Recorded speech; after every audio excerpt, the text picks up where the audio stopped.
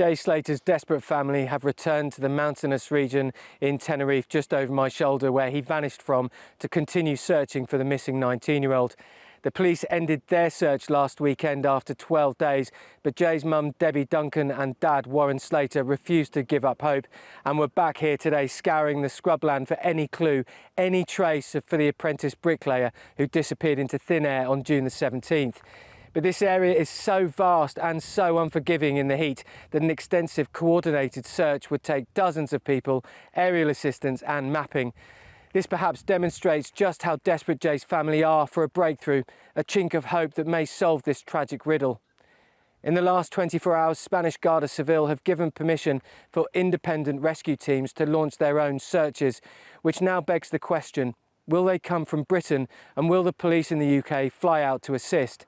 For now, they've been kept at arm's length as they respect international jurisdiction.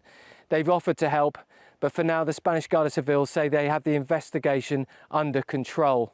But with next to no information forthcoming from the authorities, including the nature of their investigation, the vacuum has been filled with wild speculation and, quite frankly, deeply distressing claims which cannot be substantiated and are adding to the family's grief. Now, nearly 3 weeks after he first vanished from an Airbnb in the remote village of Masca, Jay remains missing. And the only piece of information to go on is the last ping from his mobile phone before the battery died.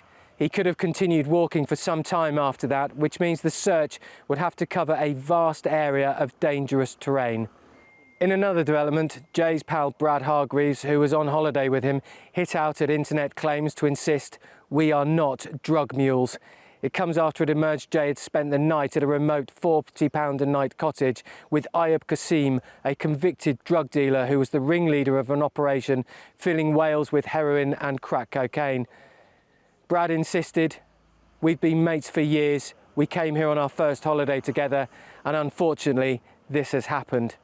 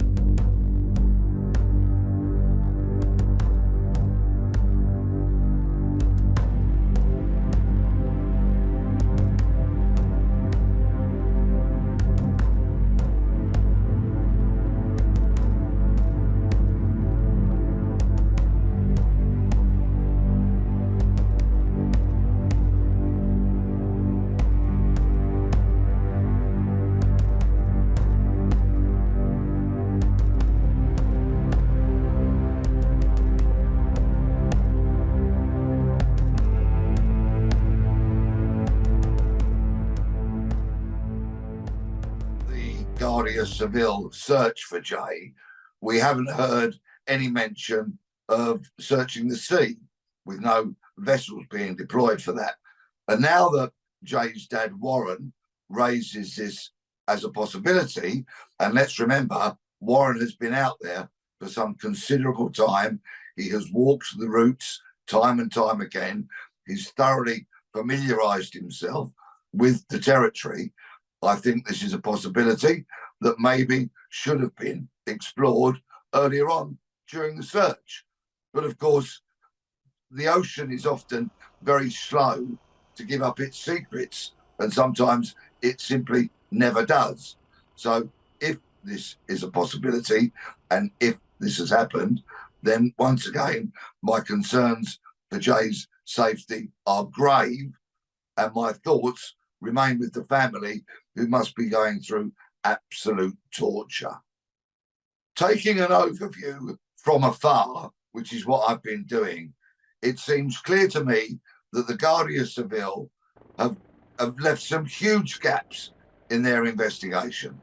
Of particular certain people, and when I say that, I'm referring to some people who have been described as TikTokers, armchair detectives, and the such like, need to remember that this is not about likes and shares and retweets and follows and subscribers. This is about a much loved 19-year-old boy who has gone missing. This is a tragic, potentially, and very serious situation. I have no objection to people speculating if it is done with decency, with respect, and with consideration for those who loved Jay. People who simply have nothing to offer and want to fly out to Tenerife so they can shoot some videos and increase their number of followers, quite frankly, are a disgrace.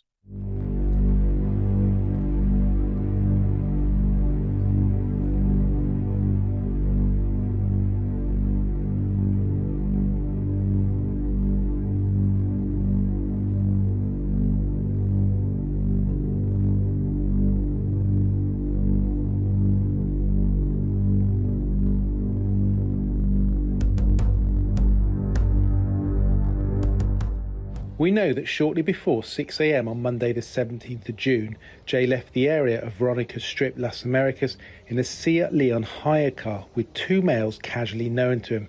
Jay and a number of his friends had spent time with them both over the previous 2 days. All three males, including Jay, then travelled north via the main motorway, the TF1, to go to the two males' holiday rental Casa Abu Latina in Masca, which was about an hour's drive away. En route, Jay posted a Snapchat saying that he'd taken a £12,000 Rolex from a person.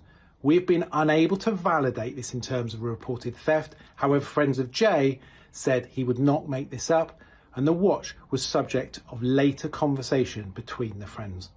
Not long after arriving at the rental, Jay, around 7 a.m, had contact with various friends via social media, both inside and outside the rental.